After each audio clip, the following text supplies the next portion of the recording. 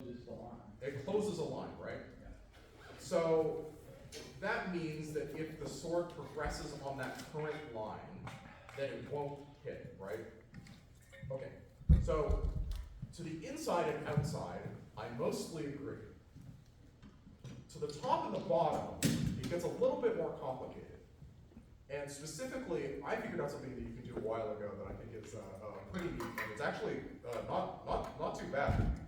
So the trick is, closing a line to the bottom means that you either, fencers can sometimes bring it out of their silhouette completely, but often they just parry it like this, where the blade is under their sword or dagger, but it's not outside of their silhouette. And what they are assuming is that the attack is over, that it's finished at that point. So there's a type of renewal called insistence, which I think is good in this particular scenario, and there's a couple other scenarios you can use it in. But in this particular scenario, where my opponent has attacked low, and then I parry like this, he can then continue with his initial attack and hit me somewhere. So my knee, that was a nice example. If I open up a little higher and he tries to go closer to my sword, closer to my sword, he might even just be able to hit me in the body. And the trick is that I am a skilled fencer, and so I don't want to parry too big. If I was willing to parry too big, this would not work, right? I would just parry it outside of my line. And so, what we've been talking about all of today, we've been saying, if your opponent does X, then you may do Y. This is if your opponent parries small to a low thrust, you can continue, right, in the timing of their parry, right? So, you might ask, why are you allowed to do this? I thought you were parried and they're allowed to repose now. No, you have to take it in the moment of them thinking that they have the parry. It's the moment that they complete their parry before they could do something else. And if you don't get that timing, this also is not going to work. You have to do it in that time. So I'll do it to Diego once or twice. So if he gives me an opening blow, like this, I'll go straight, right? And then in the moment that he finishes his parry, I hit it. I just continue. I just say, you didn't actually parry me. I'm still in your silhouette. I'm still inside. Does that make sense? So this trick is called insistence. It is uncommon. It is arguably good, and it is a sometimes food, and it's determined. And you would do this if your opponent has given you an opening below, and you know that they parry small. Sound good? All right. So the coach, what they're going to do is they're going to give an opening below. And then they are either going to parry with their sword or their dagger. I would like the coach to decide beforehand so that they do it smoothly. And then they're going to parry inside their silhouette, and then the student is going to continue. Of course, did you see that was quite dangerous? I did too. So here, right, and I'm going to make sure that it can't hit me. Sound good? So try this out. It's interesting, it's novel, and it is good. It does work.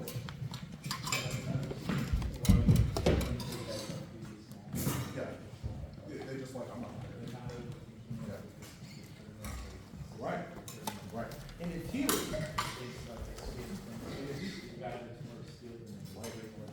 that's right. Right. And the trick is, they don't even know what tempo they're following. It's just like, that pair is not sufficient. And they're right. That's right. That's right. That's right. Yeah, that's interesting, right? It's a little information. But then I figured out it's actually real. It's in sport fencing. It's a name thing. So. Layer, Alexander, who you're talking about, that would be Right. the next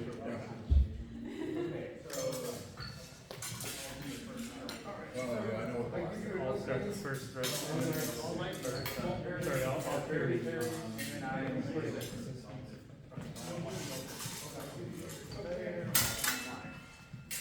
Don't overcommit. Wouldn't that be horrible?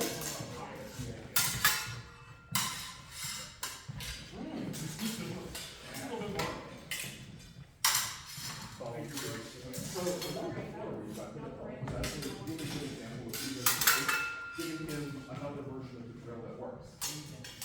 Right, because if you parry someone, you might think it's their defense, but then he has to know change his plan. So maybe try just having that little green pause between it, or just don't assume it's going to be all in one. Sorry. I got a couple. More mistake. having that little extra behind it. One more. One more. That was right there, that was 20 down. Control. Yeah, so Diego on that last one, and then just go over this. Your dad really sort of-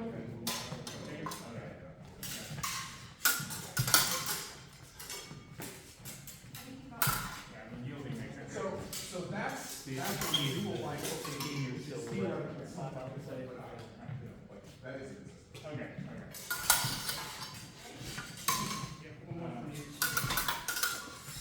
So, as a coach, a little bit of a in this case, we probably should do that.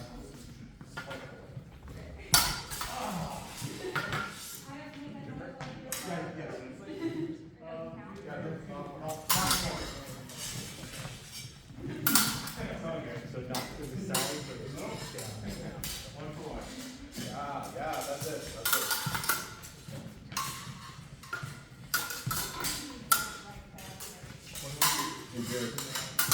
So correct me if I'm wrong, so the only way you get to work is if they carry Small. small, Yeah. but not outside of the body. Right, though, actually, we're about to go through, the one where you can put them in the arm in the same way. But part of it, yes.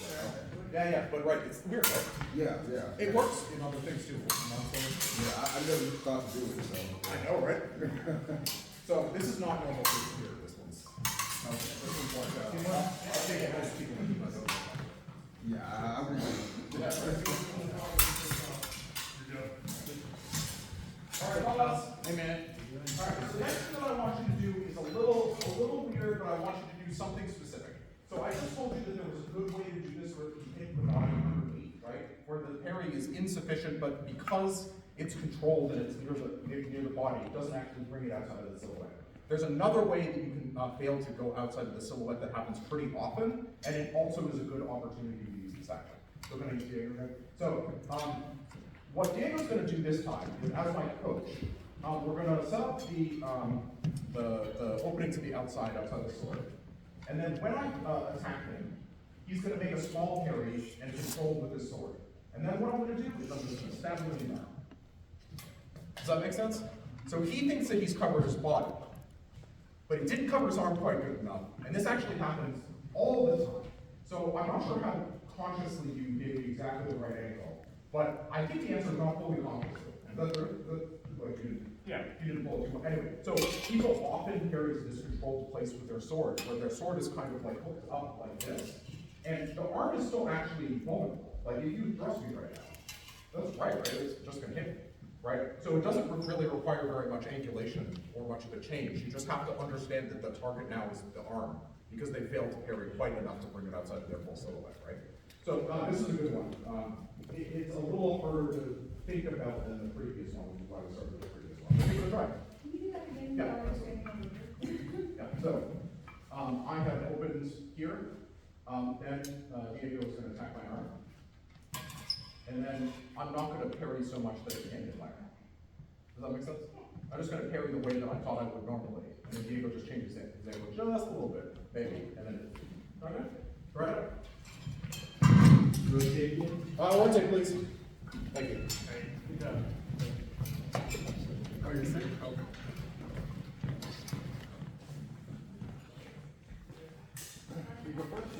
I'll let you oversee it.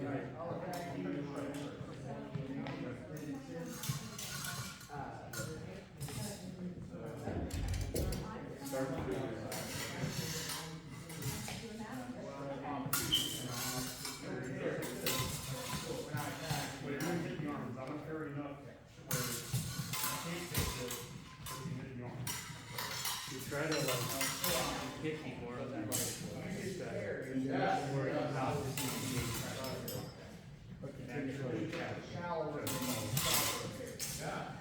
otherwise, I'm not gonna carry it. So, You gotta make me wanna carry. just barely not. You were very kindly, you did quite a bit. Were you doing a straight?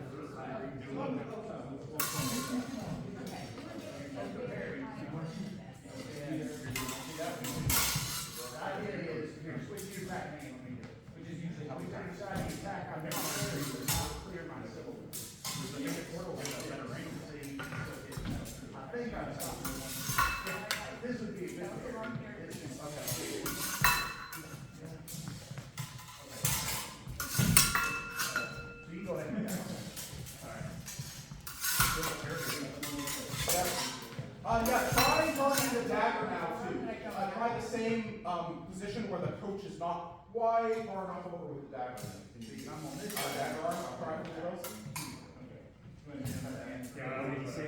Shoot over that pen. Gotta read where the hole is. You're gonna put the same thing on slow I line. was expecting you to go for dagger.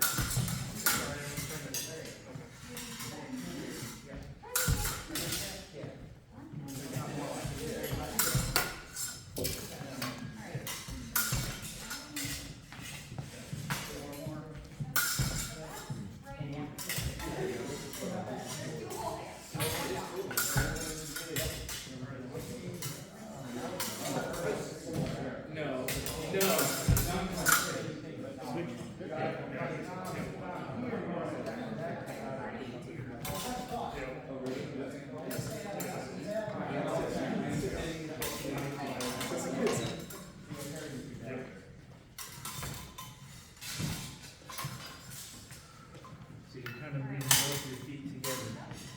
You'll try to get longer. Okay? Keep that back foot more firm. Just further front foot forward. Yeah. Yeah, I think, you know, we're doing this in a bunch of different ways. That's why. Maybe some of those are good at yeah, so. Yeah. Yes. Well, actually, perfect. And then, long either way. If it's too. So do you like work out at this point? Pull it out. Too small. Turn it up.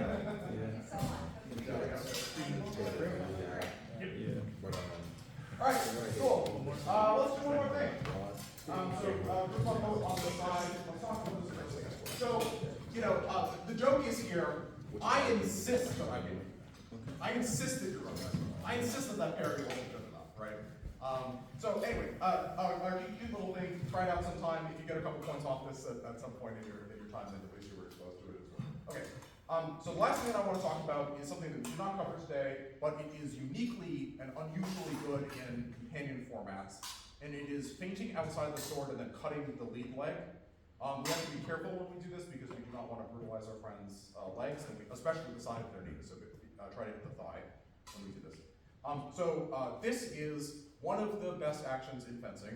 I think that it has something like a 70% success rate or something if you set it up right. Might even be higher than that. And again, some people it's literally always going to hit, you know. If someone's slow on their feet and if they're too planted, especially planted forward, then this is almost irresistible. Okay, so the trick is, oh right, sorry. Actually, before we go into the trick, why do you not just cut someone in the leg normally in one of these companion formats, maybe rapier and dagger, maybe sword and buckler? What's wrong with just cutting them in the leg? Leave the head open. It leaves your head open, and then your sword's all the way down here. Now you can't stop it by having your companion up high, but that isn't perfect, and they should be able to do something about it. And also, you're really committed, really, really committed. So even if you do the right thing in response, they shouldn't be so stupid as just to go into your companion. It is very dangerous to do that. It is much less dangerous to do it in companion weapons than it is if you only have one thing. For example, if you just try to hit the leg and saber, you're just going to get destroyed. You're just going to be hit in the head. I don't know if you're also going to hit their leg. Maybe a lot of the time you're right and you are going to hit them in the leg. But if you did this in a historical context, you'd just be killed. You would hurt someone's leg and you'd be killed.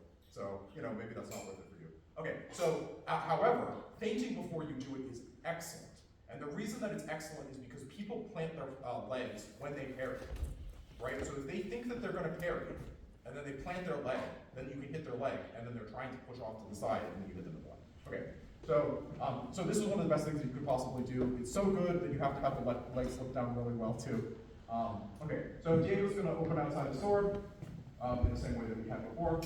I'm going to thrust into that, and then when he goes for the parry, I'm going to immediately change to a cut like this. So the way you want to do this is you want to start with your hand in third or fourth.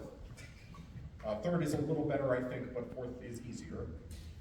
You make the thrust, and then when they go to parry, you wait for the parry, and then you rotate your hand to second, and then you cut. Right? Does that make sense? So normally in rapier dagger rule sets, they require you to have a certain amount of travel. Almost always, this is enough. So this also reveals that criteria. So again, and slows down even more. So I go like this. Wait, slow down even more. Like this, and then when he goes to parry, then I start, and then I go before, at almost exactly the same time that he finishes the parry, I hit him in the leg. And then, right, and I'm careful to have my dagger on the sword. Sound good?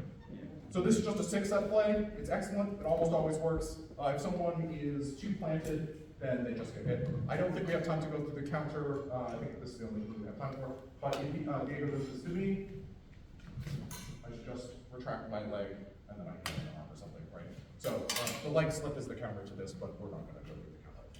I think we don't have that. All right, try it out. And rotate, please. One last, what's the time?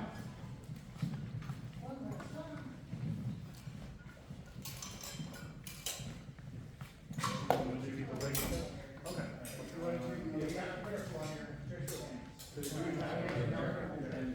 thank you so much. The legs over, okay, can take a bit of a haircut. Your distance, like you have an average of.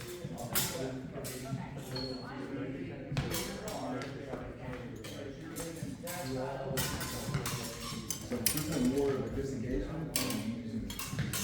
I would call this just a feint. So it's a feint What you that don't want is like like rotating. So you already know what your turns. slow and recover. Yes, yes, I would call this a set. You know all of what's about to happen. Right, okay. But they have your My head. favorite thing. Yeah, that's right, yeah. So you've decided that your opponent's susceptible. So you say, okay, I'm going to Yeah, yeah. I'm ready for you time to say. Right, yeah, no, it's great. And also, you need a feint. When you do it safer, you get that. Exactly, yeah. Yeah, slow it down.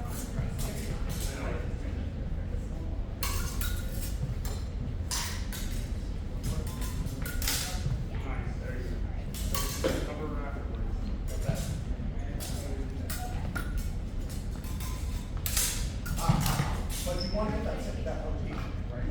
So what you're doing is basically you're looking down, so instead what you want to do is you want to sign like this, so that they can rotate. And you can do it slow, because we're not.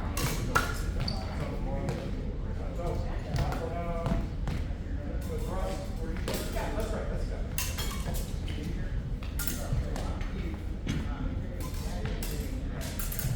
Yeah. Try to sell your structure a little more like, to make it Something very. going on over here. Yeah, get my body. Otherwise it can kind of be obvious. So you're the one who's back, right? Kind of half-hearted.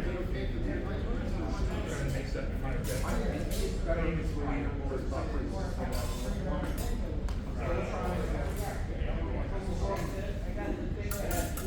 now it's so hard to explain. You're getting a little too personal, right? Keep your distance. Yep, good. Before you commit into it. I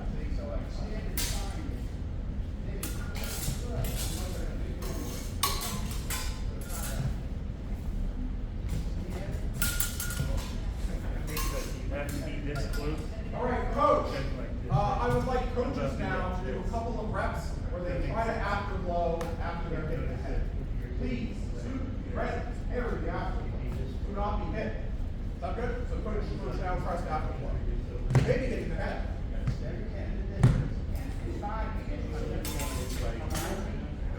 Extension of the arm, but if you're like kind of pushing it, I think you're getting it too close. Okay.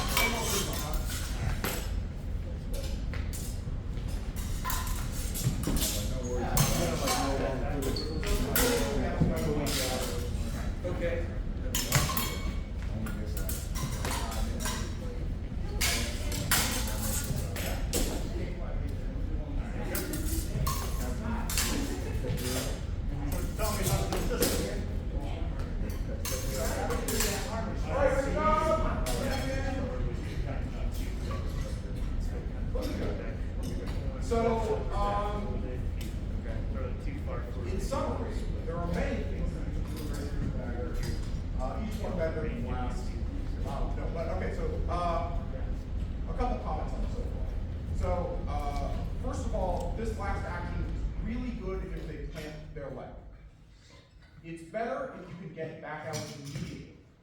If you have to weather one blow, that's fine. Hopefully you're ready for it. Hopefully you've taken what we call counter posture or counter position to it. Like you just stick your dagger into where they could possibly attack you.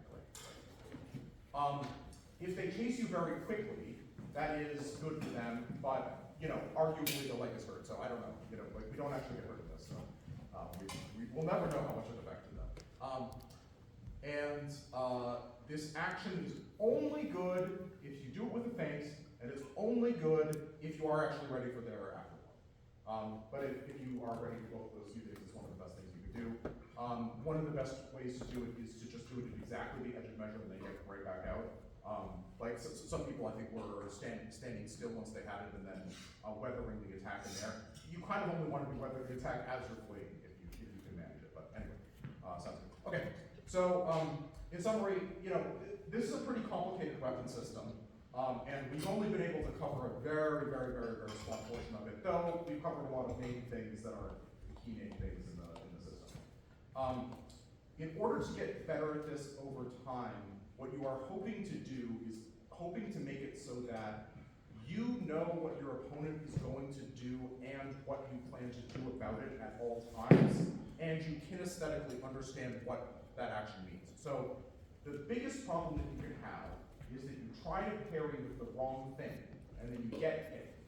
For example, you try to parry over your shoulder, but you're already set up like this, and you clash into it and you get it, right? Or they're attacking below, and you run into yourself. Or you try to parry with your sword, but you didn't get the refine right, and then you just hit it. And that takes a little while to get over, and you know, I'm not completely over that myself. I can clash, I can like not really understand what my plan is. You know, all of these things can happen. You really want to try to set up the engagement so that you're never confused, because this is kind of confusing. And then the lovely thing about it is because there are so many options for you to deal with everything, your opponent does not know what you're going to do. And that makes the strategy difficult. So, you know, it really is like a back and forth of like, do you know about this?